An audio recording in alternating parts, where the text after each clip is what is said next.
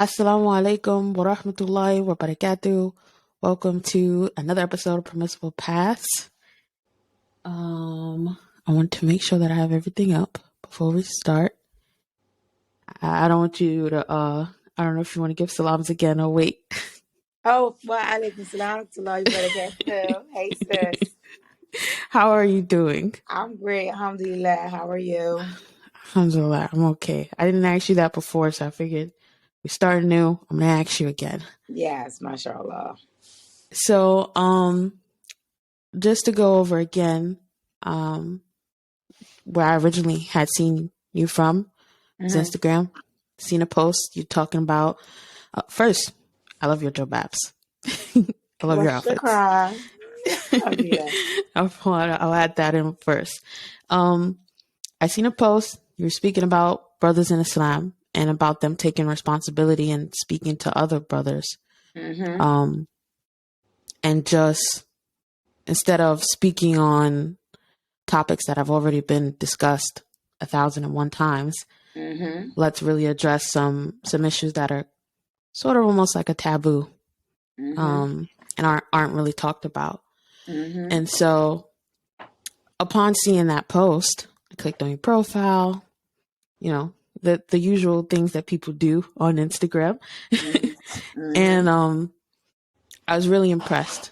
I was impressed to see a Muslim sister out here building herself a brand, building herself a business, but also a Black Muslim sister really just doing that work. So if you can give an intro into what you do, who you are, I think that'll be really, really good. I sure will. My name is Farhaanah Garments. I'm a designer from Philadelphia. I'm self-taught, and I've been sewing for almost 11 years. It's going on 11 years in January, inshallah. And Inshallah. I specialize in women clothing mainly, but I also service the men and the children too. Usually custom orders for the men and the children. That's usually when they come along. But I plan on having a full collection for everybody. Okay, mashallah. And so you've been sewing for 11 years. Has the shop been open for 11 years? No, actually, I opened my shop, I want to say in 2020. Okay. Or was it 29? No, it was 2020. And then I closed it last year of 2021.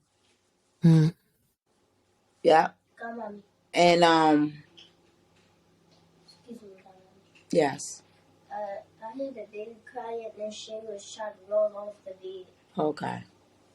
I figured you were gonna come down here and do that. Thank you, baby. Toppers. Yeah. Let me go grab her and bring her down here with me. She's up. But I'm sorry. What were you? No. Look, he kind of threw me up through a loop. It's okay. It's all right. I have 3 children myself, and it's like that a lot. Okay, inshallah. I was just simply asking how long the shop had been open. So I closed the shop in 2021 and once I became pregnant with my daughter, and I was like, in bed rest and stuff.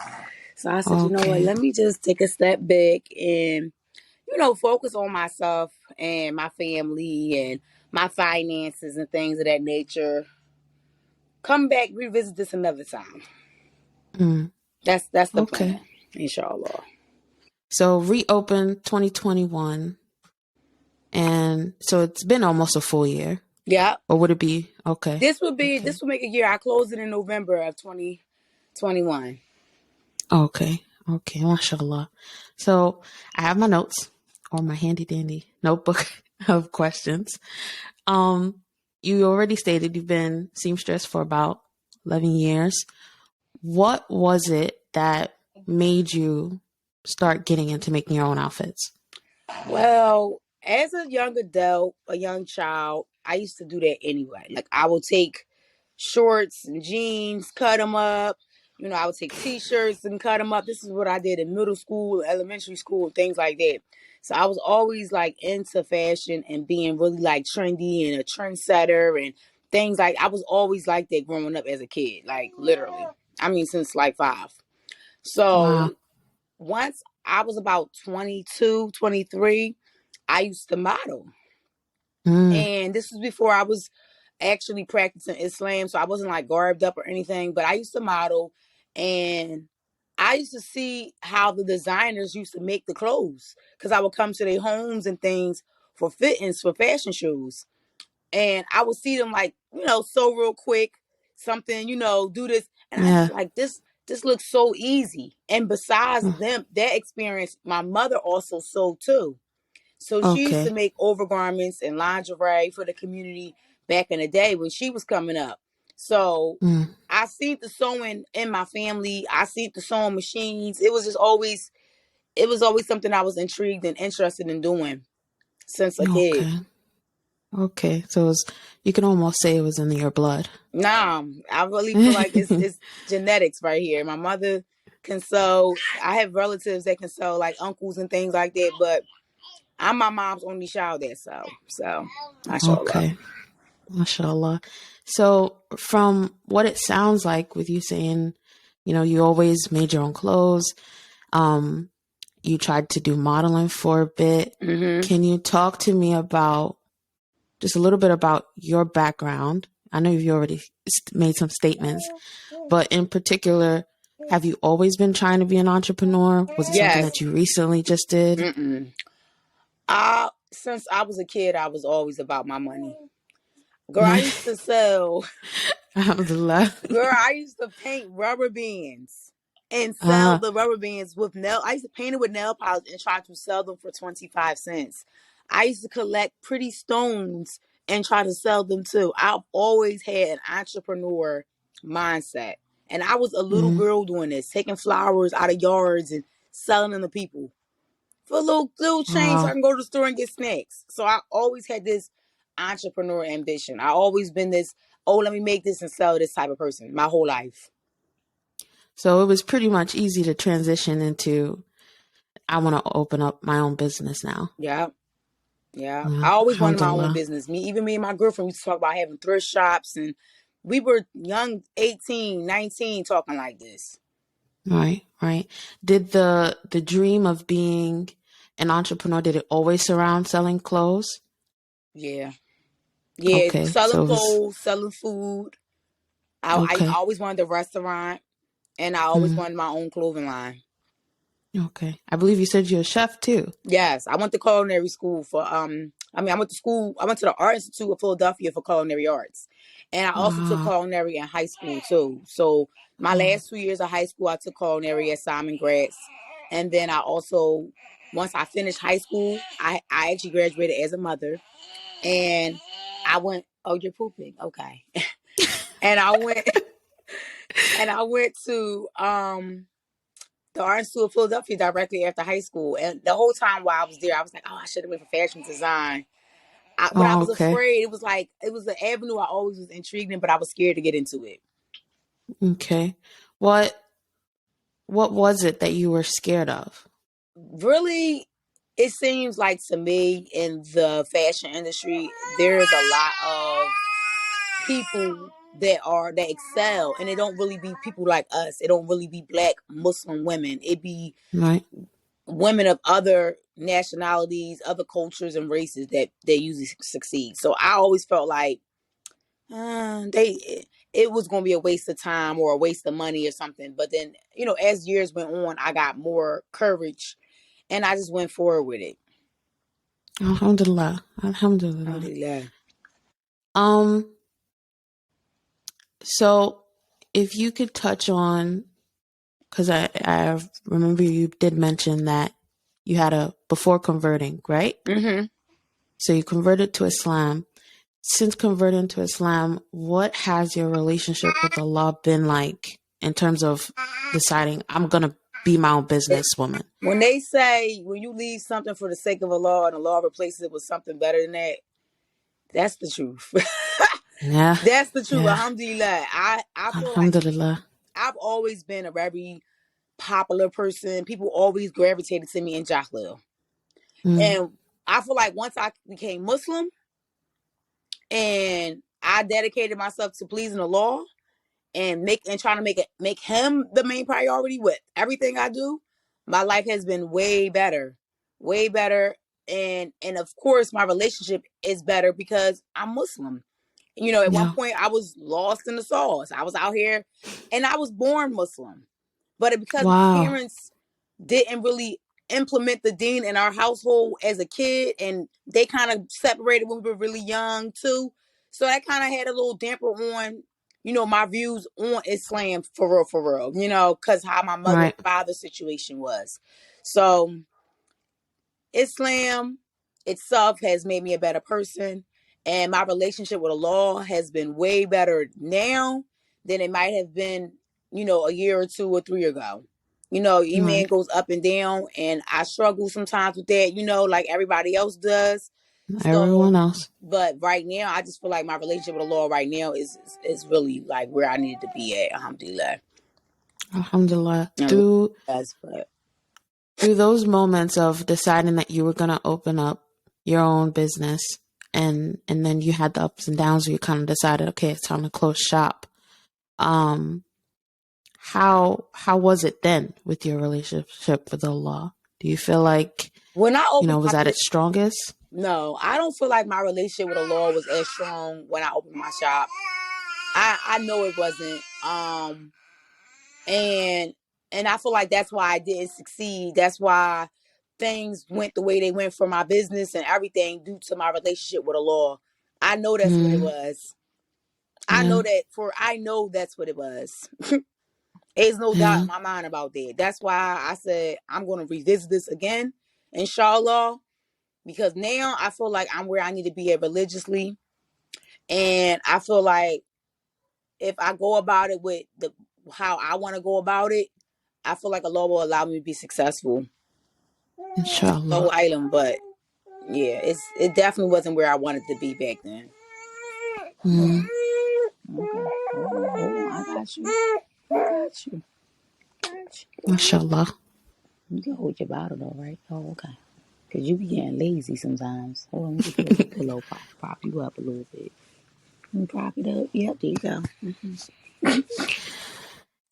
In hearing the little baby, I do want to speak on being a mom, being a Muslim mom, and then trying to be a business owner. Then how's that been for you?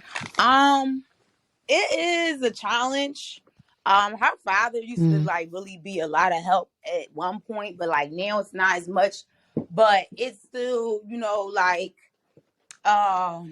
it's not that bad. Honestly, I watch women do it all the time. Have businesses and raise kids, and they're very inspiring. So, I mean, it is what it is. She a baby. I work for myself. It's not like I gotta go. I'm sorry. It's not like I have to go clock in and report to nobody. So it actually is a commitment from Allah.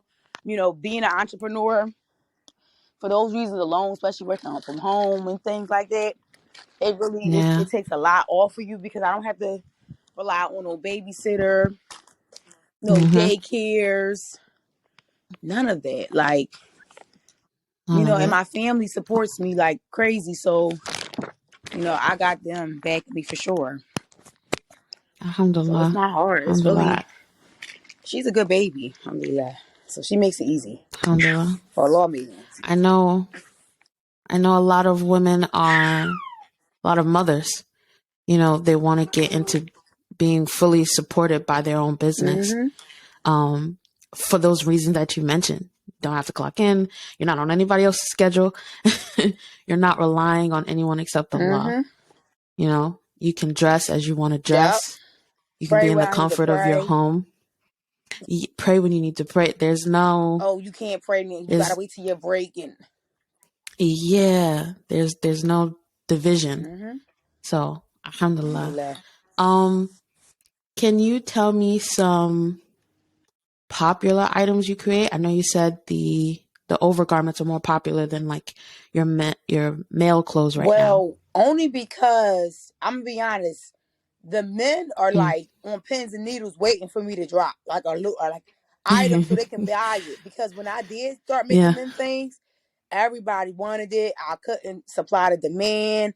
It was really stressful. And this is why I stress the point of Muslim women getting together and starting our own manufacturing company and things like that. Because imagine if we were able to supply the demand ourselves. Yeah. And it's so many sisters that sew, so it's like, why not What's we just happening? get There's a together and disconnect. make a real impact rather than everybody struggle by themselves and try to keep up with orders and sit back and be on pins and needles because you worried about somebody saying something bad about you, and all of that would be irrelevant if we had our own manufacturing company. So you do sew everything yourself? Yes, I make everything myself. No team. No team. No shipping overseas. No. It's just all me, all my money, all my profit. Whatever I make, I spend my money and re-up. I don't even have credit cards. I don't even have a loan.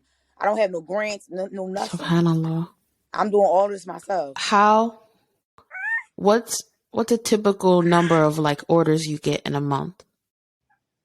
It varies. And I'm not an organized person to where I could even give you a number because I don't know. I'm being honest. That's another issue I talk about. Like, a person that has a business, a successful business, have a team. It's just me. So I'm not keeping up with inventory. I'm not because I gotta keep up with the orders that's actually coming in. So I don't even have time to stop and be like, okay, well, this is how many orders I got this month. Every now and then I might do it at the end of the year when taxes is due. That's probably it. That's when I'll actually go look and count. Okay, 1, 2, 3. All right. All right. So this is how much I made this year. But other than that, it's like, I don't be checking, sis. I ain't even gonna hold you. That's my problem. I'm very, like, when it comes to my business, I'm very unorganized. That's why I stress so hard for a manufacturing company and us joining together, because it would really benefit us as a ummah if we had something like that in the tri-state area, because it's so many Muslims here. So many. And we're ordering all of our garments from overseas. Yeah. Have you tried to get in contact with other sisters and like paired up? How's that work? I actually was asked to join a group with a group of sisters, and it kind of didn't go as planned. They had a few Zoom meetings. I was able to make it to one, and then the second one I had missed due to my unorganized schedule.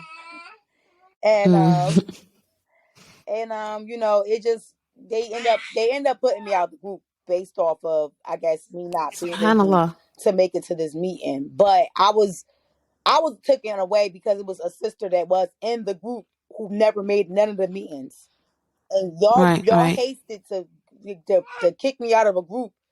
And somebody I know for a fact, because she is my companion, is in the group, and she didn't say one word to y'all the whole time.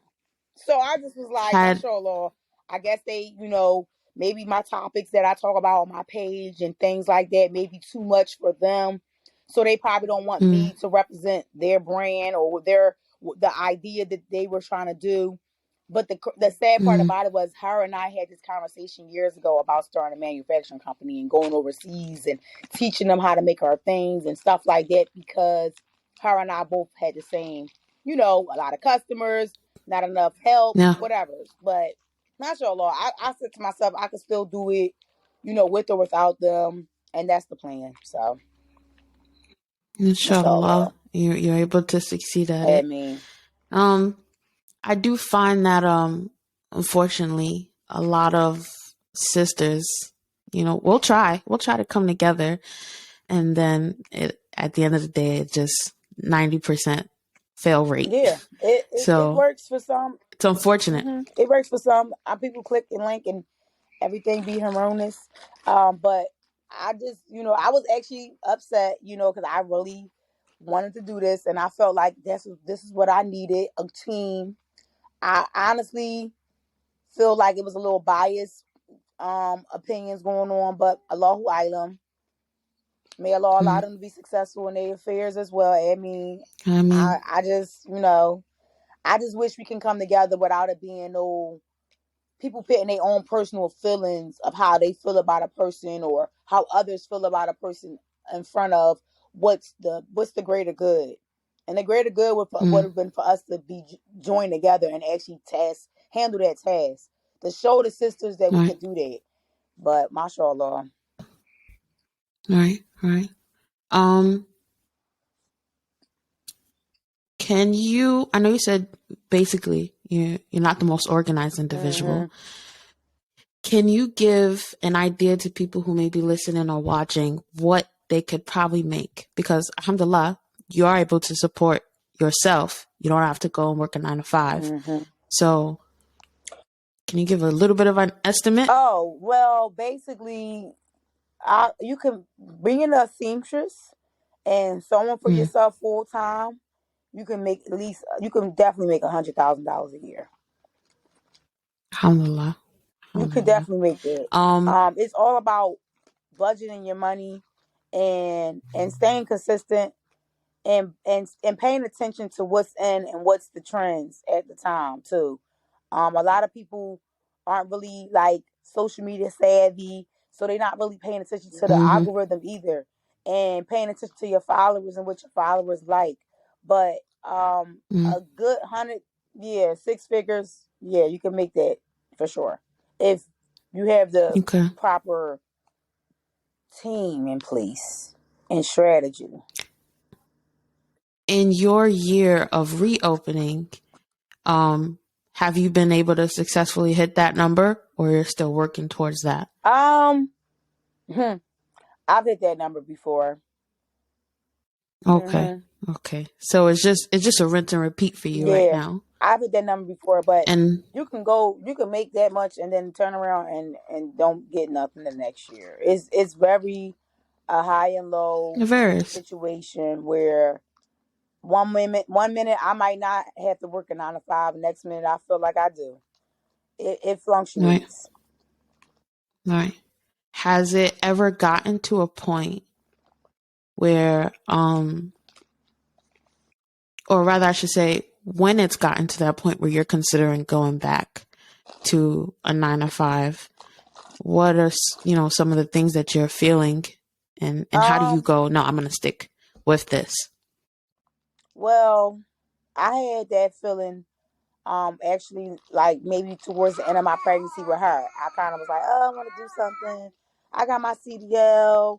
Let me go drive school buses for a little bit. You got your CDL? Yes. So I have a You out CDL. here just Yes, multitasking. it's a lot of hats over here, okay? Mashallah.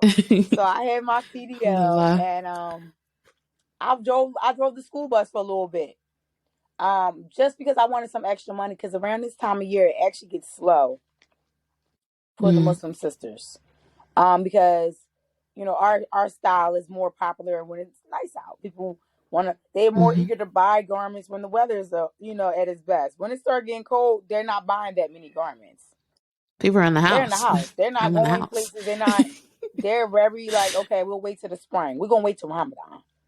That's what everybody waits till Yeah. Ramadan to roll around. Then they start buying garments again. And that's just what I Okay. noticed over the years. And for like since 2015, I've been actually focusing on Farhaanah garments and that brand. Before that, I was a whole nother brand. So I Okay. don't count those years when it comes to Farhaanah garments. Farhaanah garments came 2015, and that's when so I would lose my train of thought so bad. So I have adult It's ADHD, okay. and I do this a lot, and people probably don't know this, or some people probably do because it's very common. But Mm, but yeah, I just feel like when my money gets slow around this time of year, I feel like it's jobs like Instacart, Uber mm-hmm. Eats, Other side hustles. DoorDash that you could do and make some money real quick, and you ain't gotta really be committed to nobody because you are still considered Mm-hmm. a self-employed person when you work for those companies. So you can make your own Right. schedules, and I could put my baby in the car with me, and I could do all my deliveries Mm, with her in my car. I don't have to have nobody watch her or anything. So Yeah. Yeah. that's what I do. When it gets It's slow, I get right in the field and I go right back to work if I have to. But I just tell myself, I just always remind. I know my goal. I know Farhaanah Garments is bigger than these jobs, so I don't never get too caught up in and being there yeah. because I know I'm just there just to make a quick little bit of money real fast. Yeah. Yeah. Some sisters, or rather actually I personally have started businesses that did not turn out how I wanted it to turn out. Mm-hmm. And it is extremely discouraging, and it's very easy to feel secure in a paycheck Mm-hmm. and a 9 to 5 and go, well, I'll just manage that. And I'll stay with that and I'll try to do the business another time. And then next thing you know, it's 5-10 years you've been at a company Mm-hmm. and you haven't pursued a business. So nowadays with things like DoorDash and Instacart, and there's so many little other things you can do to continue to maintain Make money from that home. independence. That's another Yeah, thing. so many. A lot of remote jobs, especially since Mm-hmm. COVID. So, I yeah, think those alhamdulillah. options are great for people that are, looking to make halal means and not have to compromise their religion for money. Yeah, that yeah, like even like driving school buses, you're working with a bunch of kids. Your job doesn't even yeah, make you wear a niqab. You can still wear a niqab, driving school buses. I've done it for years, so I feel like we got to be mindful of the occupations we choose. Everything isn't about the money.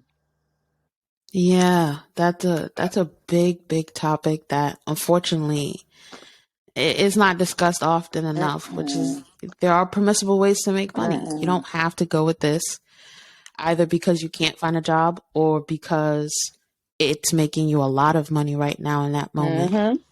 So, Yeah, permissible with the jobs. growth of It's a lot of sisters and men that work at companies like that. yeah, unfortunately. Mm-hmm. What made you want to start teaching people? I know you mentioned coming together to do a manufacturing. Was that the only thing? No, I actually did a manufacturer. I had my own in my shop. So when I did have my own shop in 2020, I was actually able to manufacture a couple people orders, and because I couldn't keep up with the employment, that didn't last. But what what I'm sorry, can you repeat the question? Yeah, it's okay. It was me asking what made you want to teach All right, people. so the reason why I wanted to teach people was because I knew that in the long run, for one, I used to resent the fact that they didn't teach us how to sew when we were in middle school. I was a little upset about that because the year before that, my brothers and sisters was learning how to sew. So Right. that was one thing. I knew that was something that was a issue, a problem that I could fix. So I said, well, since they don't teach people how to sew anymore, I should start teaching. I thought it was a good idea, a great avenue. No one was really doing it at the time. And I built a big sisterhood with other women because I was teaching sewing classes. I met a lot of Right. sisters. It was a good idea for the religion. Honestly, it really was. Like far as bringing sisters together, us networking. But for me, honestly, I was definitely trying to find ways to keep up with the rent at my shop. So initially, I Mm. used to teach people how to sew for free all the time. My girlfriends and people I knew. Sorry, It's okay. people that I knew. I would teach them how to sew. And once I got my shop and I noticed how 1 month I'll make this much money. Um, next thing you know, I'm making that. Like it was up and down. So I was like, you know what? Let me start doing sewing classes. This way I'll have enough money to pay my rent for my shop. My shop rent was $1,400. I was paying more money for my SubhanAllah. shop than I was paying for my own house rent. Right. So, Right. Right. um, I kind of bit off too much more than I can chew. So I went ahead and started doing sewing classes so I could make up the money to to pay my rent. But then as I was doing it, I realized how much it benefited other sisters. I watched a lot of my students, they started their own businesses. They're sewing for other customers. They're doing great in their businesses at that, alhamdulillah. So I just Alhamdulillah. originally it started out as, listen, Farhaanah, you gotta make some money. I want to say maybe one of my companions might have suggested, like, girl, won't you sew? Won't you teach sewing classes? And I just went ahead and did it, and it was profitable, and it was beneficial to me and the sisters that I was teaching, because we were praying together, we were offering salat in there together, so it was so much barakah in what I was doing. I just was like, okay, I'm gonna keep doing this. I love it. You know what I'm saying? 'Cause I be wanting to rack up and put deeds, okay? So I just was like, let me go ahead and keep doing it, because, like I said, it was beneficial to me in multiple ways, and it's permissible. Yeah, that's something that I think a lot of Muslims who either are currently entrepreneurs or trying to be have to prioritize doing something that's beneficial for the community and then also makes you money. And it's more easier than we think to find a connection between the two. In the last year, have you done any classes, or was that previously? Oh no, I've done classes. Even after I closed my shop, I still was doing classes. I probably taught like over 20 something sisters. Seriously, it's probably been more than that. I'm not even sure. I never kept count, but I had a few classes at my shop, like a few different groups at my shop. And then once I closed my shop, I had clients who homes I would go to and teach. So recently, I just went to Atlanta this past month, and in November, and I taught sewing classes, and I went to different sister homes and taught them how to sew. I actually had 3 students in Atlanta. Yeah, alhamdulillah. And how much was that? How much was that for sisters to try to get classes from you? I charged $200 for 4-hour class. For 1 4-hour class, it was $200, and each student got 2 classes. So it was definitely profitable. It was worth the trip, but you spend money, you got to pay bills. You spend money, you got to feed your kids. So a lot of times, you really can't. It's hard to catch up when you don't have loans, grants, or you got somebody's sugar daddy dropping you off bags or something. It's hard. I'm serious. A lot of girls have that luxury. They might have a husband that's helping them with their business, or family that helps them with their business, and it's just me. Right. So I'm still trying to play catch up, and it's very, very hard. And I feel like people look at entrepreneurship like it's just a walk in the park, and it's really not. Yeah, it's really not. But I think you've hit a really important part in the importance of creating a business, growing the business, because it's not just about you individually. It is about the community, because once you grow that business, you can do things like invest in other people's companies. So somebody who is starting out, I can turn around can't get a loan, and give them the hand that nobody gave me.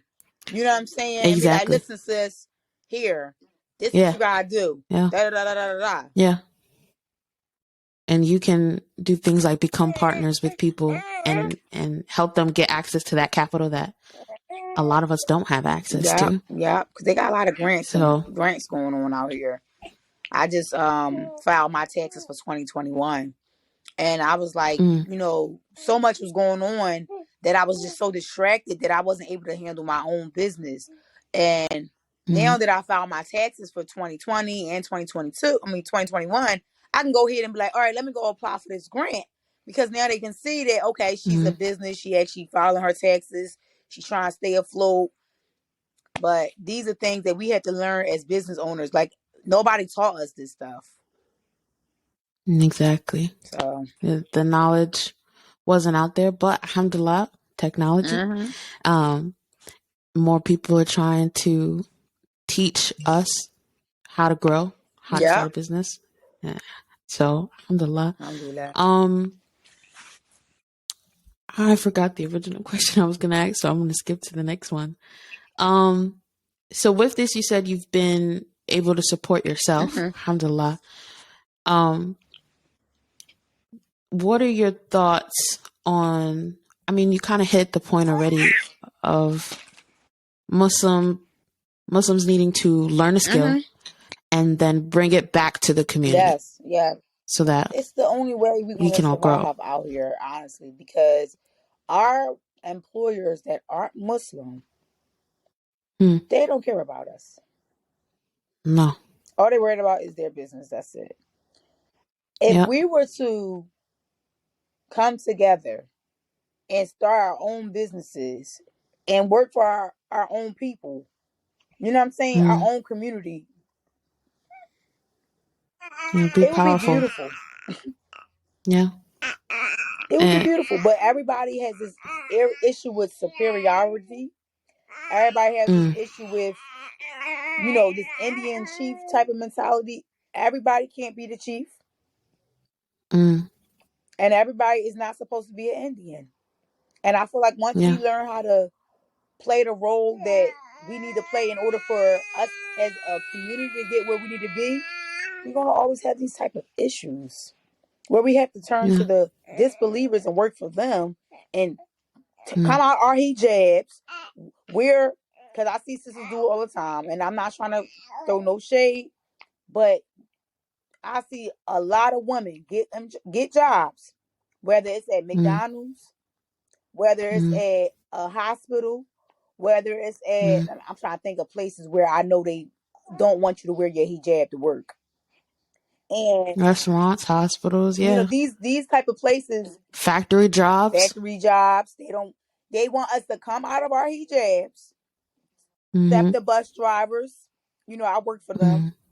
Now with SEPTA, they had to fight to get the sisters to wear a skirt, just for them to wear the Mm. long skirts that come to your ankle. It was Mm. a whole protest for that. But before that protest, those sisters were also, oh no, you got to wear pants for safety reasons. We drive our cars It's all hard. day in these full length hijabs, and they make it seem like Mm. it's not. And I used to work for No. SEPTA too, so Mm. I know how So, that go. um, yeah, it's disheartening when we really think about the fact of if we did all come more together, um, what we could build, because it is having a Muslim employer, Mm-hmm. even if you're not an entrepreneur and you're like, I don't want to start a business, but just having a Muslim employer who Mm-hmm. understands Mm-hmm. it's Ramadan. Mm-hmm. I'm fasting. Mm-hmm. I have to go pray. Mm-hmm. Um, I want to wear hijab. I want to wear the Niqab. longer overgarments. Mm-hmm. I want to wear the niqab. Brothers, I want to grow my Yes, beard. they had brothers. I've heard It's men out stories. here shaving their beards for a job. Yep. Yep. Um, like certain outfits that you have to wear. I recently just actually seen a sister who has a business where she's trying to design more modest scrubs Mm-hmm. to work in the medical Mm-hmm. field. And it's like the fact that it's taking as long as it took for people to try to put that together. But it is also lack of understanding on our part, Mm-hmm. how to set up those businesses, how to maintain them, how to switch them from just being side hustles to full-time companies. So inshallah we can continue to grow and get to the point where there are more Muslim Yeah, employers because if you go and Muslims don't have to overseas, feel that's forced. all you gonna see is they shutting down shop when Salah come in. Yeah. Yeah. It's so many I see Muslims that a in lot on Philadelphia. It should be the online. same effect. It should be the same. I know some companies are trying to become more uh, culturally aware, Mm-hmm. and they're trying to include more people, but it's not the same They don't when care. they're These companies not. don't care. Let me tell you what I noticed.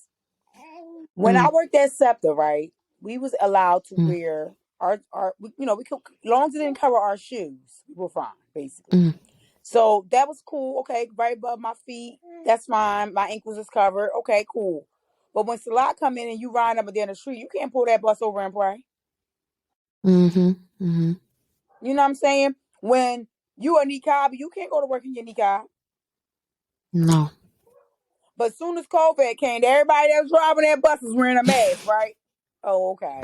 They don't care. Yeah. If they really was trying to No. accommodate us and cared about our belief, they would let everything would have been a go. You can wear the niqab, you can wear all that. This, that, and the third. Just make sure your garment isn't too long to where it's in the way of your petals. That's all. Yeah. I had heard, I believe it was a video clip that talked about Muslims feeling sort of ashamed to go, I got to go pray. Can I get a 5-minute break? And the brother in the video was saying people aren't ashamed to say, I want to go smoke a cigarette. I want to, and employers go, yeah, go ahead. Yeah. Why is it that you're afraid to ask?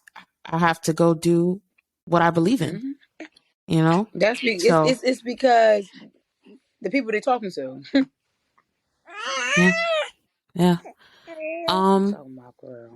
Can you talk to me about having tawakkul in entrepreneurship, having trust and reliance in Allah in your journey? That is what kept me afloat all these years. That's what kept me saying, Farhaanah, like, don't give up. This is what's meant for you. Allah written this out for you. Like Allahu Alam, but I just always felt like I was meant to do this. I didn't even like, honestly, even when it came down to me sewing, I wasn't even Muslim. I was a disbeliever completely. Like going to church, celebrating Christmas, all of that. I was upon shirk al akbar, okay? A'udhu billahi. But this is before I knew any better. I didn't know. Like I said, my parents were Muslim, but by the time I got older, they weren't into the religion like they were. We was part of that Ansar community with Dr. York, and they started practicing other stuff. So it was like a lot of misguidance going on. So once I learned the religion, those weren't problems for me anymore. But prior to, like, I didn't know no better. You know what I'm saying? So then eventually, I used my aunt's sewing machine. My aunt actually passed away after she lent me her sewing machine. And that's how I really started sewing. And that's why I never stopped. Right. That's why I never it connected stopped. You back to her. And then when I became Muslim and I learned about tawakkul and having tawakkul in the law, that was one of the first things I learned. After me learning the 5 pillars and things like that, I called my brother and I was like, oh, can you teach me? Da, da, da, da. He said, listen, it's upon every Muslim to seek this deen. It's upon all of us. Yeah. And he gave me a book. And the book he gave me was about having trust and reliance on the law. That was the first book I ever had. Still got it to this day. And I tell people this all the time, in their business, in their marriages, in their friendships, in their everyday life. Place your trust in Allah. You cannot depend on nobody. Nobody. Put your trust in Allah. If you know what you're doing, it's for the sake of Allah, and you doing it to please Him, and you're not going astray. You ain't over here doing anything crazy. Keep it pushing. Yeah. Keep it pushing, and that honestly, that's all we need. Yeah. Unfortunately, a lot of people don't study tawakkul, don't understand it, or they simply just don't. They don't have a clear understanding of it, and even if they do, we're human. We sin, and sometimes we forget to have tawakkul. And in those moments of the ups and downs, we may do things like become more dependent on other things that is not Allah. And so for those who are out there who are trying to build a business, who already had a successful business, who are trying to build one, even if not, you gave the example of working for these other companies, and they don't care about us as Muslims. They fire you because you came in and you decided, I want to wear a niqab. What do you do then? You relied on this company for paychecks. Now what? So, alhamdulillah, for being Muslim. And having an understanding of tawakkul, because I feel like that's a lot of us in general, when it comes to our religion, that's where a lot of us drop the ball at, I feel like. And that's what Not keeps truly me trusting. grounded, Mm-hmm. is having trust and reliance in Allah. That's what kept me Yeah. grounded. That's what keeps me grounded. That's what made me be like, you know what? I'm not going to worry. I'm not going to stress. Everything's going to be okay. I already know it. Yeah. In those moments, for me personally, when I feel like, worried or have anxiety, Mm-hmm. having trust in Allah, or remembering that, it's already decreed. It's the qadr of Allah. Everything is already predestined. That was He already written for knows you. what's happened. Exactly. What's meant for you is meant for you. What's not is not. Your risk You know? has been written for you. Whatever you were going to make in It's, this world, how much money you was going to yep, make, was written the moment yep, that angel blow that soul into that body, your mother's yep, uterus, yep. and that clock. Alhamdulillah. It was written that you were going to make this much. So it's nothing to worry about. Can you talk to me about like the first outfit that you made money from, and kind of what was your emotions when you were like, oh, this is it? Well, for starters, when I dropped my Dubai collection, Mm, that right there was definitely like, whoa, this is it. Because I sold out of everything I had. The Shaylas, the mashallah. semi-swings, the belts, the headbands, all my apparel, I sold it. And that wasn't even the stuff I made the most, but that was the stuff that I was the most proud about. Like, like that was my designs, something I always wanted to do, and I did so well at it. As far as like my biggest pay, as far as like a dress or whatever, I will mean, like, it depends, because I did wedding parties and things like that too. So stuff like that, that's gonna be a heavy pay too. But I guess when I started making like the modest Walima gowns and things like that, Mm, they pay a lot for that stuff. Can you give an estimate? Yeah, like $1,200 for a gown. Is that just for the wife's gown, or is that for like the party? That's just for the wife. Wow, subhanallah. Yeah, the sisters they carry it. Like, I literally start at $500 and up for a Walima dress. Now, when I first started making gowns, I was not charging this much. I was Right. like, oh, just give me like $250. But you've also grew that skill, Yes. So It's not yeah, my uncle, he's a teller, like, and he used to always say, you can give yourself a raise. You can give yourself a raise, and that's what I started doing.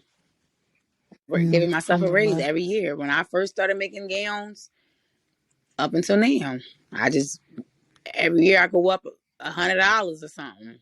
I put $100 on it every year, and I mean, people pay. They what they want, they pay for it, and I honestly, Yeah. that's I made a lot of money making that. But I'm gonna be honest, I personally feel like I always made more money doing overgarments than I did with gowns, only because I literally was in my house sewing overgarments, making $10,000 in 1 month off Subhanallah. of overgarments. And when I started doing Subhanallah. face masks too, they was buying them Yeah. too.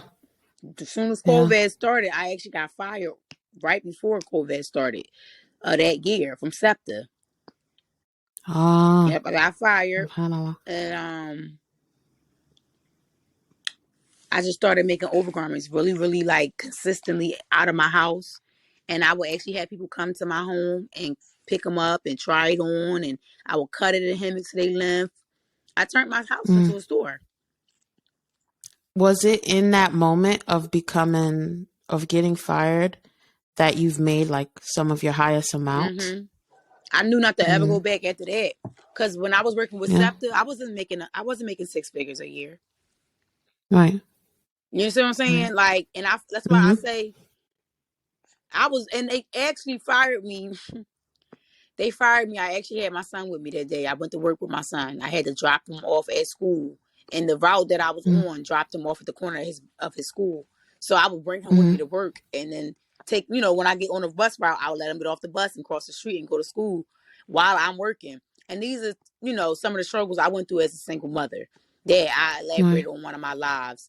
But I got fired, and the next day I signed up for Uber, did Uber for a little while, and then I started making overgarments. And I haven't really had no full-time job with anybody ever since. I just been focused on making overgarments, building my brand, my collection, and that was 2019.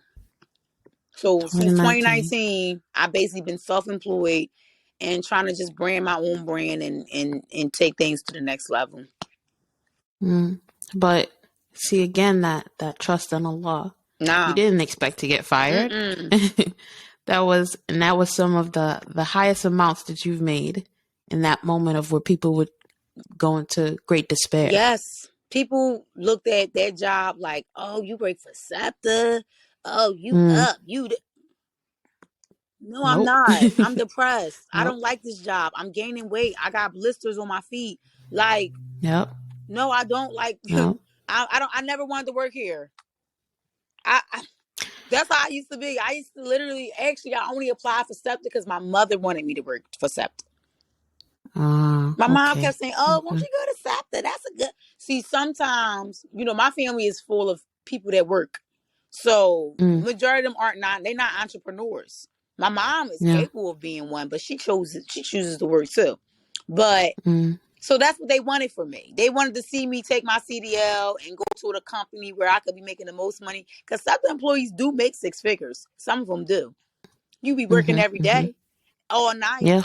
When you going to be home teaching your kids? When you going to be home? And this is another problem with the benefits of being an entrepreneur as a Muslim. I can sit home and teach my daughter Alif-Ba-Ta.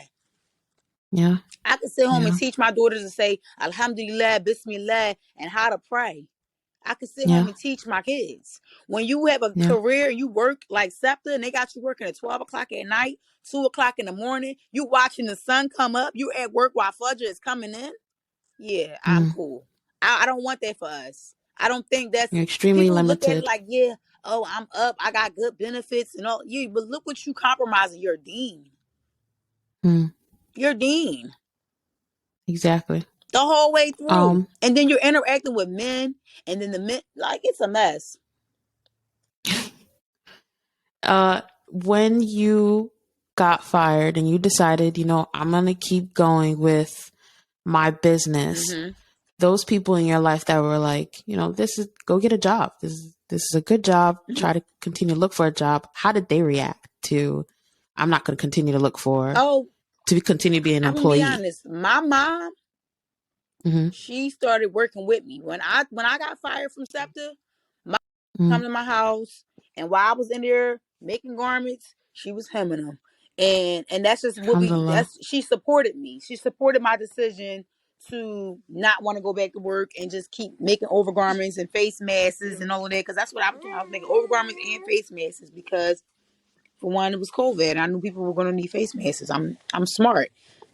So I thought about what was needed, and I knew that everybody was buying face masks. So I started making face masks, and then I went back to making overgarments again.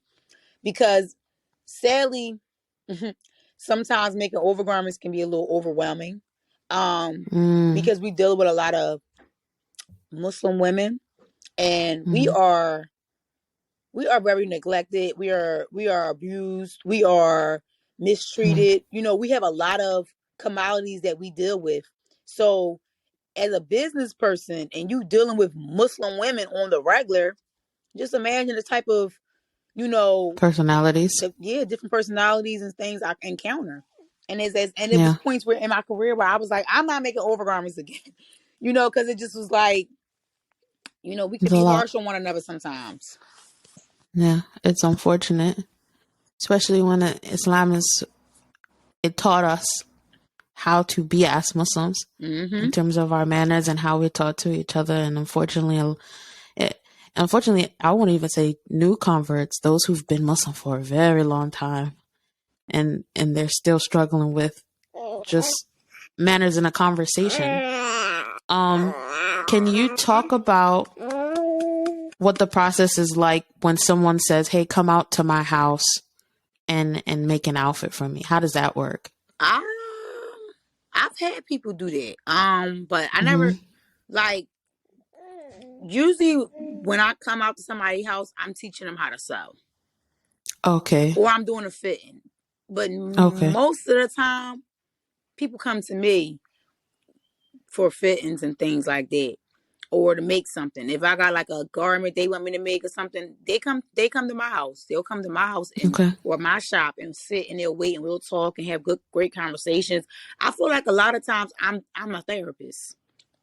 Yeah, I you feel are in like a way. a lot of times we get in the room, we start talking, and they actually want my opinion and advice on things. Yeah. But far as me traveling different places and states or something like that, that's a little. I'm not sure like what you asking because I don't go to nobody's house to make anything. Okay. Okay. So you had mentioned that you traveled to Atlanta before, Yes, and but that was just for a shop. that was for showing a sewing class. Okay. Okay. That was for sewing But classes. So if I go to your house, it's for a sewing class. I'm not actually gonna make nothing at your house. okay. And so normally when people want an outfit, are they contacting you on Instagram? Are Yeah, you yeah. and they're saying, "Hey, listen, I want an outfit," and then they're coming to you? Yeah, my Instagram got hacked too. That was another thing I felt like caused my shop, my sales to go down because I lost this my main page for Hannah Garments. I lost that page for 8 months, Oh, and then when I got it back, it was subhanallah. too late. It was too late. But Yeah. mashallah, I ain't cry about it. It was a lot. It was a burden on me. But I traveled to Atlanta a couple times to make people garments for their special events and things like that. Mm, I had a woman get married. She wanted me to make her a gown for her wedding anniversary. I made her a gown for that. I've had I did a wedding party. I traveled and went to their home and sold in their home. That was the only time I've ever been to someone's house and made something in someone's house. And I stayed at mm, their home the whole time. They were very hospitable. And I had to make it was like 7 or 8 gowns altogether. mm. And I stayed there the whole time. It was like three days I was there. And I made all them gowns in that 3 days. Subhanallah. Whether it's traveling or whether it's traveling to make someone an outfit or it's traveling for a class, do you have to bring like all the fabric with you? No. Sometimes I bring stuff with me. Depends on what it is. So for a Mm-hmm. custom order, and they said they want this or they want that, I'm definitely going to get the fabric before I come because I don't want to take no chances coming to another state trying to find something and y'all don't have it. Right. So Right. it all depends on the order.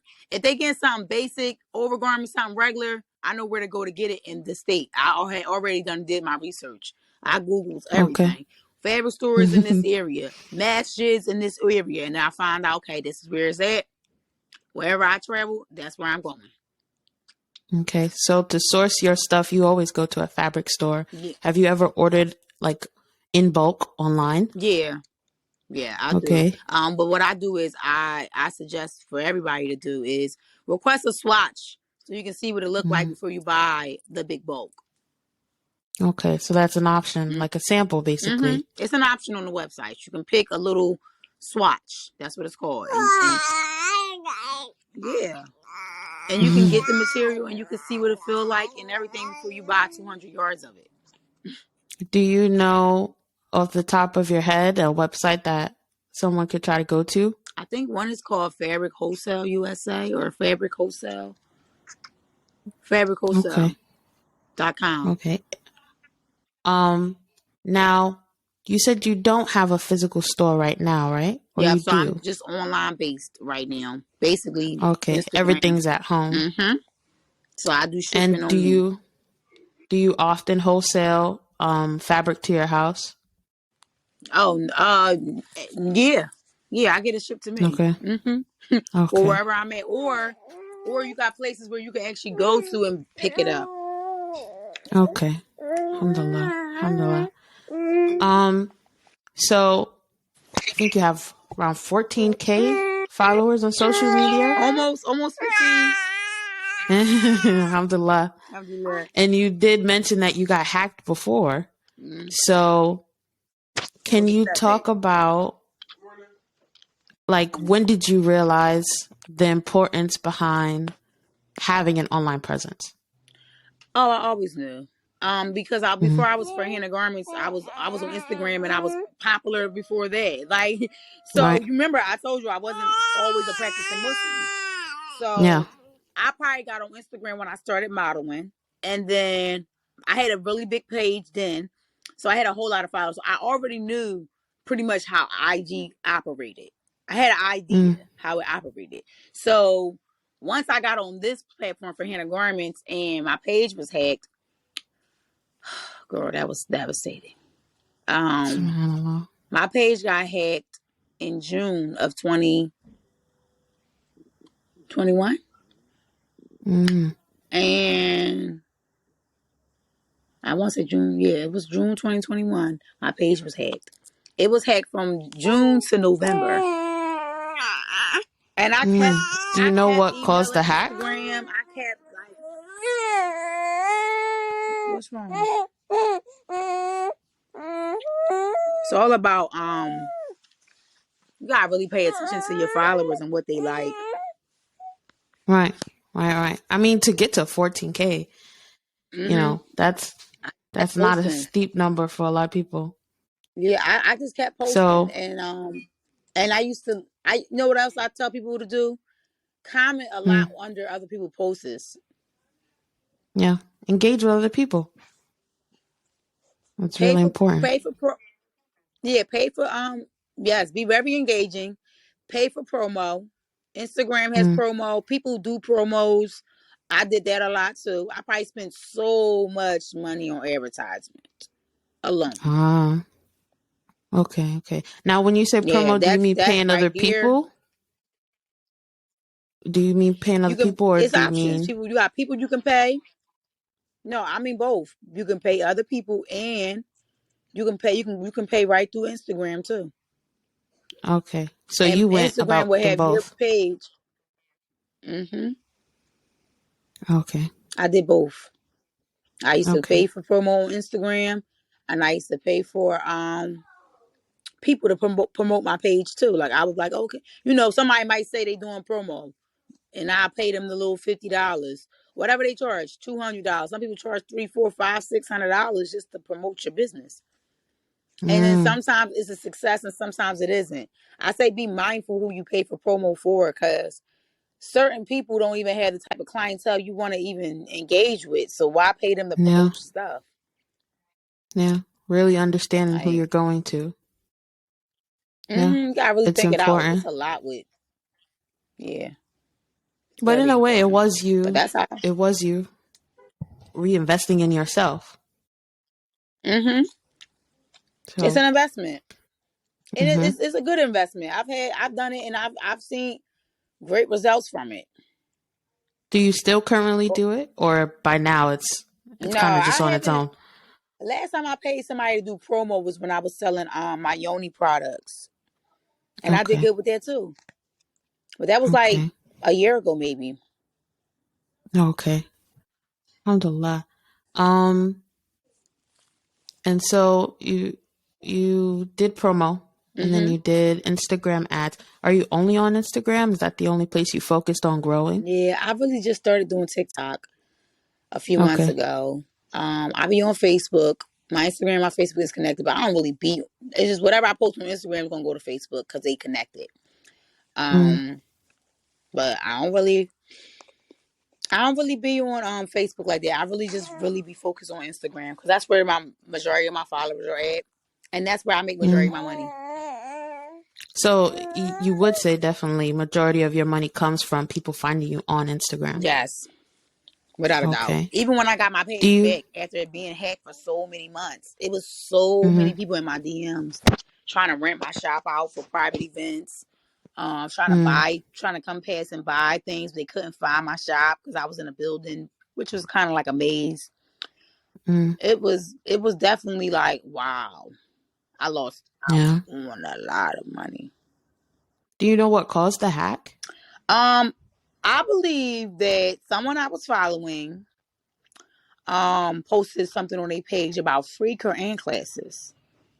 Uh-huh. Oh, free Quran classes, just sign up, da da da da. I click on the app, on the link. I signs up for the link, right? And like an hour, I want to say, I lost my page. So you think it was basically like a spam? Mm-hmm. What they were doing was they would have you sign up for Telegram and stuff like that. And when you enter your email and your passcode.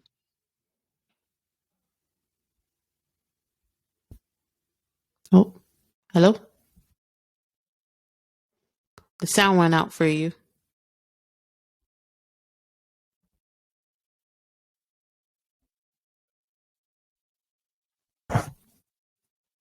Nope. Nope. Still working. Okay. Sorry for the interruption, you guys. She will be back, inshallah. For now, we will take a second to just wait. Alhamdulillah, to have the sister on. I know we're kind of going over that hour. Oh, she's back. Hello? Yes, I'm Hello? sorry. You can hear me? Let's see. I think she's still having difficulties with getting on. I know this is probably one of our more longer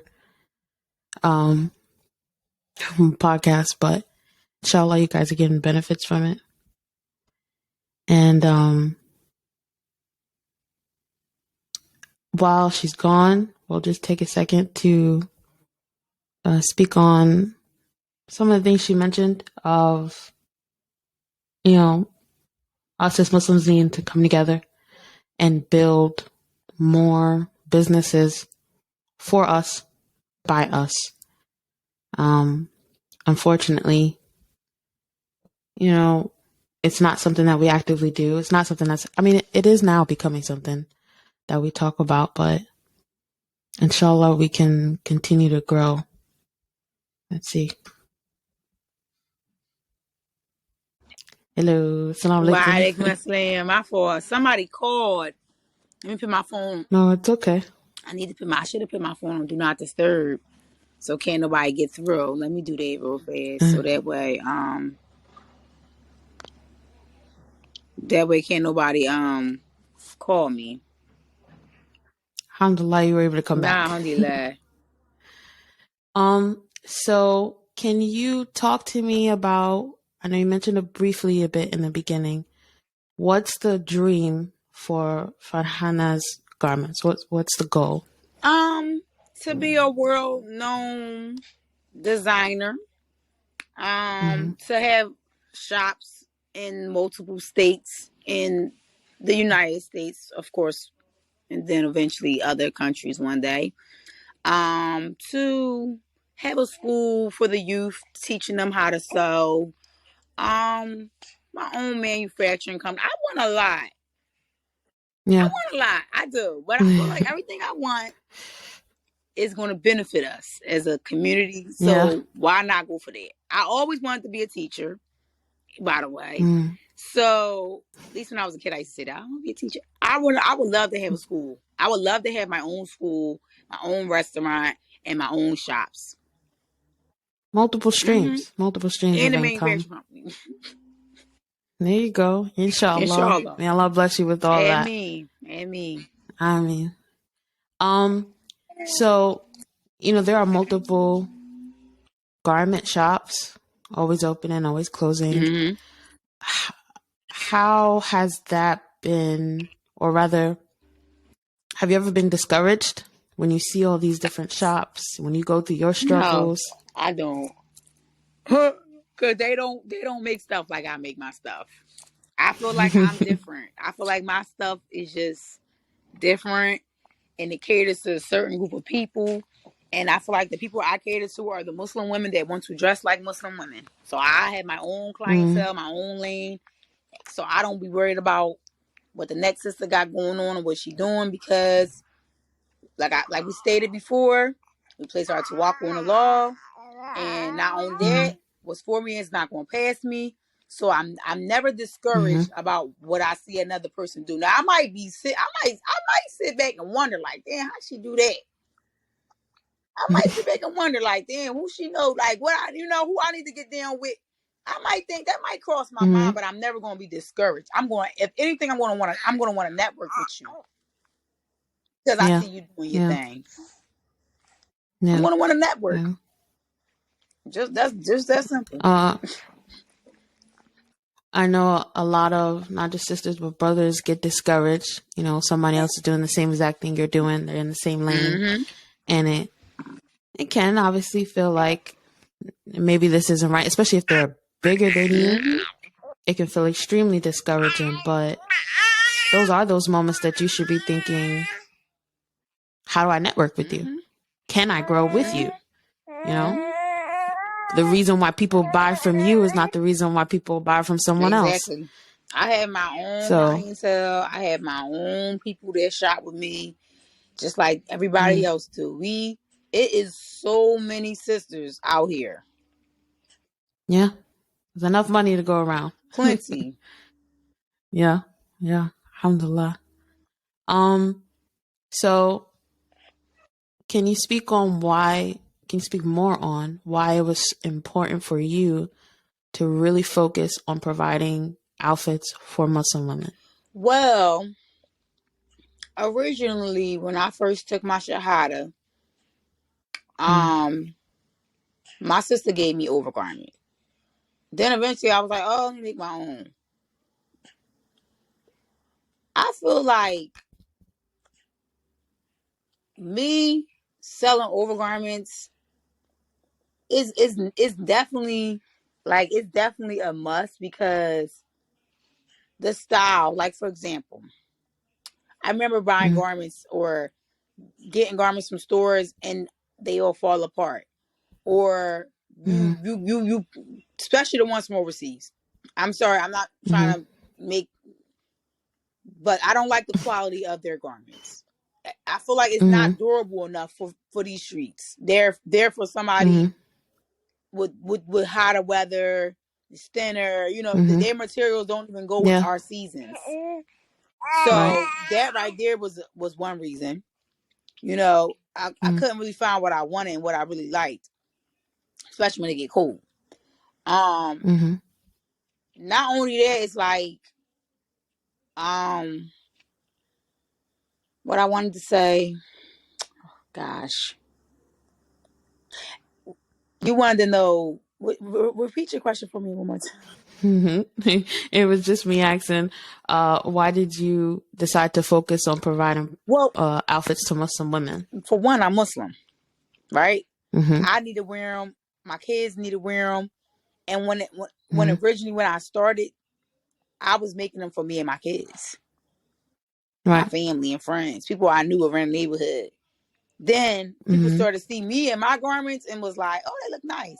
So for me, it was, I had to learn, I had to make garments because I already was sewing before I was even wearing the hijab. I was already sewing. Once I started wearing the hijab, it was only right for me to sew them. I was already making things for people before I was Farhaanah garments. I was making overgarments before I was Farhaanah garments. Okay. So, and it sounds like eventually you seen, you know, the demand was needed. superior. It was needed. They was bombarded. They was, can you make me? I didn't even tell the sister I sold. They found out from other sisters. So it was like, that's why I be feeling like I didn't even ask for this. I feel like Allah is placing me in the position to be this sister that makes overgarments for the women, that has her own clothing line, that caters to the sunnah and keeps things correct for the most part, at least. I try to, do my best in that affair. But I'll make it easy on us. I mean, but like, I feel like it was a demand. There wasn't that many sisters that was sewing either when I started. I only knew about maybe one or two. Okay. You know, and I never brought anything from anybody that sold besides like my companions or something like that. But other than that, I just, I seen what was going on. they were on me. I ain't had no choice. They were on me, sis. They liked the way I sold. They loved my designs. And when I started out, I was making these little big overheads. They had the pretty train in the back. It was a style I guess a lot of sisters wasn't even doing, because a lot of the women were making they were into the semi swing look when I started. I wasn't wearing Can you semi describe a swings. little I was bit? making overheads. Okay. Can you describe a little bit what that is? What a semi swing is, right? It looks like a Yeah. dress. It looks like it's like a So just an it's just abaya. a abaya, but it's like a full swing at the bottom, like a full circle. That's how much Oh, fabric it okay, is. okay. And then the top is like more fitted to your shape rather than overheads, which Okay. kind of doesn't show your shape. So that's the thing about my Yeah. brand, is that I cater to like all phases of Muslim women. The sisters that just Yeah. may just want Yeah. to wear the shayla, the sisters that's in the semi swings or A lines. Then I got the sisters that wear the overheads with the niqab, and Yeah. you could just Mm-hmm. that Yeah. simple. Very simple. I cater to everybody. I don't leave really nobody out. Even the Alhamdulillah. sisters that's like stylish and they're into dressing up their hijabs, I cater to them too. I always Alhamdulillah. emphasize this is something great that you can wear to a all women's event. That's how I Mm-hmm. do me. Even when it comes to the Yeah. lingerie, this is something great you can buy for your husband. You can sell Yeah. whatever it is you're selling, but you got to make sure people Yeah. understand that, since you can't wear that outfit outside, that's something Yeah. you can wear. You can wear it. It's beautiful. Mm-hmm. You and your husband should have a little date night in the house, and you can wear that. But I Yeah. always tell people, I always try to emphasize of where is the appropriate place you can wear these looks and outfits at. Yeah. All To speak on that. huh? Sorry. No, Go like ahead. far as like the men in your family that's allowed to see you in that. It's people don't know Yeah. about that. So I always Mm. emphasize on stuff like that when I do get into the fancy things. But we all have our desires and things that kind of pull us back and forth with the dean. But I just knew it was a demand. It was a demand. Once I started it, I couldn't stop because everybody wanted my garments. Everybody wanted my Alhamdulillah. garments. At one point, that was, even to this day. Every people know, like, Farhaanah garments. Yeah, she can sew stuff. People know this about me. They know that I'm not just a sister who makes uh overgarments, but I also make good quality overgarments that last and they're not falling apart and things like that. Alhamdulillah. Alhamdulillah. You mentioned a point of, you got to kind of give a pre-warning to sisters. Like, yeah, this is a beautiful outfit, but it's particularly for in Or the house with your husband around other mm-hmm. sisters. And I find that on social media with a lot of Muslims, it's almost like we're afraid to say that's not Mm-hmm. okay, but here's where it is Yeah. okay. And it's almost disheartening because we shouldn't be afraid to be afraid of our religion, be afraid of what Allah commanded us to do and how He commanded us to do Mm-hmm. it. So I've seen sisters who, they're trying to advertise, you can come buy this stuff, but they don't make the clear distinction Because they of, assume that you already should know. That's probably yeah, what it is. They probably sit back and be like, well, I shouldn't have to tell a grown behind Muslim that been Muslim her whole life that, sis, if you're gonna wear this gown, wear it to make sure it's an all women's event, don't go, whatever. They mm. not they assume people Do you find, I'm sorry.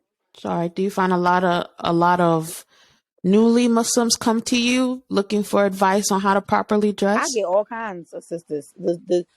The newly ones, the sisters that been Muslim for years. I get a lot of Mm, I think a lot of good sisters gravitate my way, mashallah. But definitely the alhamdulillah. newly ones are the ones that I would have to give the advice to. The sisters that know, they know. The older sisters, they know what's up already. They've been doing this before we even thought of. But the younger ones, the new shahadas, they pretty much. I take it easy with them though. I don't try to like, Be yeah, harsh. because I've been there, Yeah. so I sympathize with them. Yeah. I know how it goes. I Not know only how that, but people can make you feel uncomfortable based on how you covered. And I trust me, I know. When I was 16, I used to wear a pair of jeans and a Shayla. I would wear mm, a keyboard and go to school, and I just thought I was doing something until somebody told me I was out of pocket. I right. was only 16, and Right. I stopped covering after that. If Yeah. you, It's a learning huh? curve. It's a Oh learning yeah, curve. for sure. It taught me to make sure how I deliver my messages to people when I'm Yeah. giving a reminder to be mind. It made me be mindful because I didn't like the way she approached me. Yeah. Mm, okay. So, it's true that in Islam, we have standards, we have ways that we have to conduct Mhm. ourselves. We are instructed in every way on how to Mhm. be, how to eat, how to talk, how to Mhm. dress. Um, and so it's clear to see the effect of how being Muslim played in you also being a business owner. Um, do you ever feel at times that there are certain restrictions and how do you get over that? What do you mean by restrictions? Like I know some sisters may feel discouraged of I can't sell this particular thing, or I have to warn sisters, hey, you can't Yeah, wear like that out kind of and like with about the because prom gowns for me.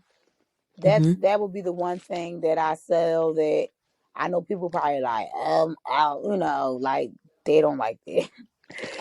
mm-hmm, But I explained to them that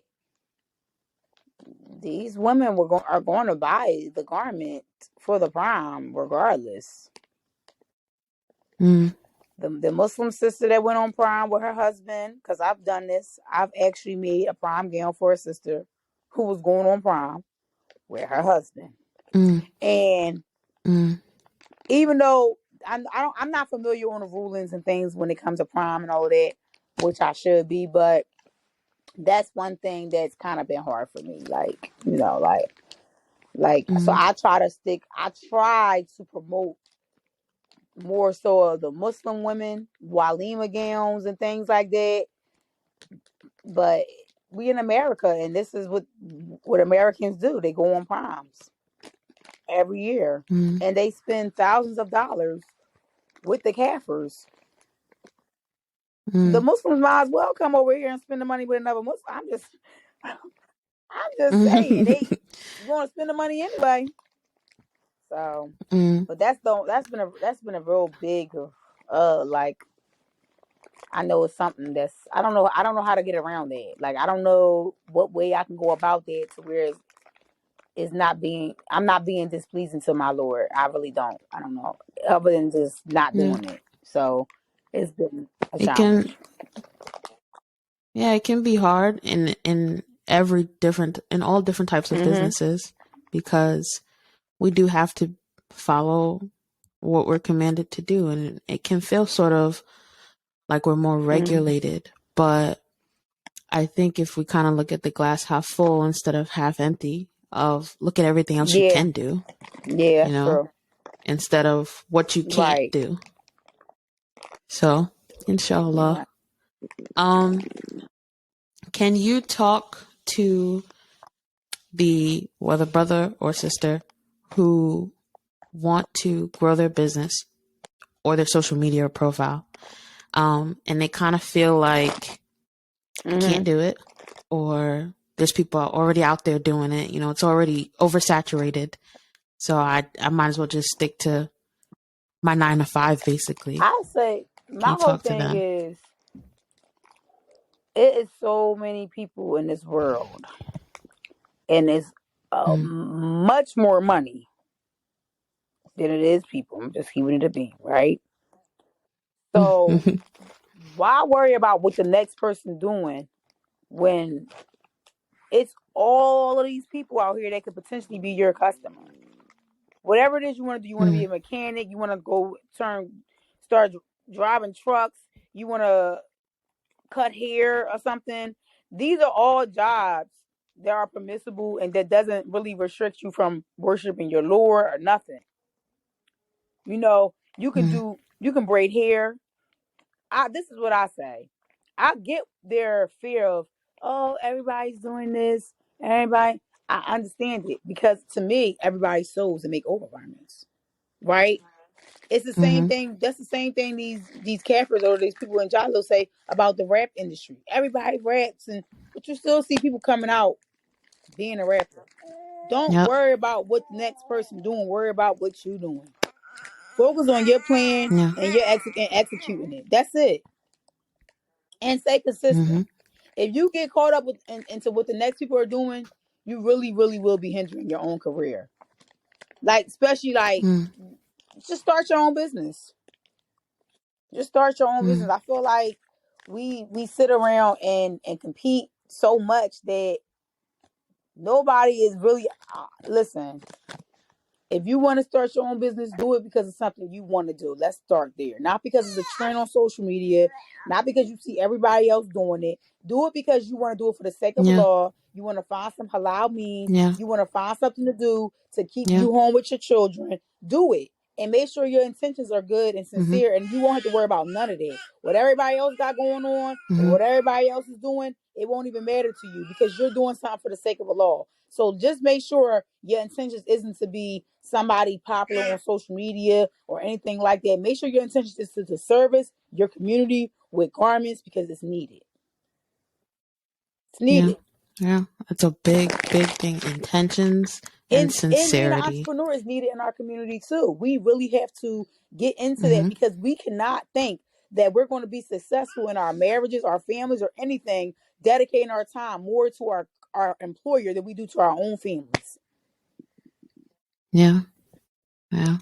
Spending majority 60 of plus your hours in a day at work. And I think we only get 128 hours. I feel like I seen something where they actually had like a video and they were saying like how much hours we get a week as people. And I think it's like only like 128 hours or something like that. And you spend 60 hours working for somebody else a week. Somebody else who doesn't care about your deen. They don't care about you as a black person. They don't care about you as a Muslim person. They don't care about you as a employee. Because a lot of the people we work for you don't even know your boss. Never even met him. No.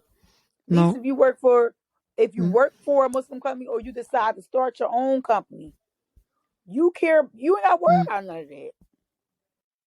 So that's my advice. Make sure you're doing it for the sake of Allah. Make sure you're doing it because you want to have halal provision. Make sure you're doing it because you don't want to have to compromise your deen for the green. Make sure you're doing it because you want to be home with your kids, teaching them Alif-Ba-Ta or showing them how to pray and letting them see how you interact and go throughout your day so they can learn from you. Do it for the right reasons. And I feel like a lot of people are missing it. I feel like this is my own personal opinion. I feel like a lot of people are missing the whole purpose of being an entrepreneur. It's not about y'all being popular on social media. It's not about y'all gaining all of these followers. It's about y'all doing something that's going to cater and fix a problem. There you go. On top of that, find a need, meet a need. You don't got to answer to that man that don't care about you making your 5 salats a day. Yep. They don't even know you. That freedom. Don't know your struggle. Don't know where you came from. Nothing. They just using you until you move on to the next company. So I say they fire you and they looking for somebody to replace you as soon as you walk out that door. So why care about that? Soon as you leave. Jazakallah khair for coming on. Really, really appreciate thank you for having me. We went a little bit over. Yeah, we went a little bit over time. My apologies for that. Can you tell the people, what are you currently doing? What do you got coming up and where they can find you? I am working on a collection for spring, inshallah. Okay, and inshallah. I do plan on opening up a new shop. So look Okay. forward to that. Currently right now I'm having a 70% off from the 24th to the 28th online shopping Okay. only. Um, you can find me at Farhaanah's Garments, F as in Frank, ARHAANAHS dot period. Okay, Garments, GARMENTS. And you can click the link in my bio to shop my website starting on the 24th.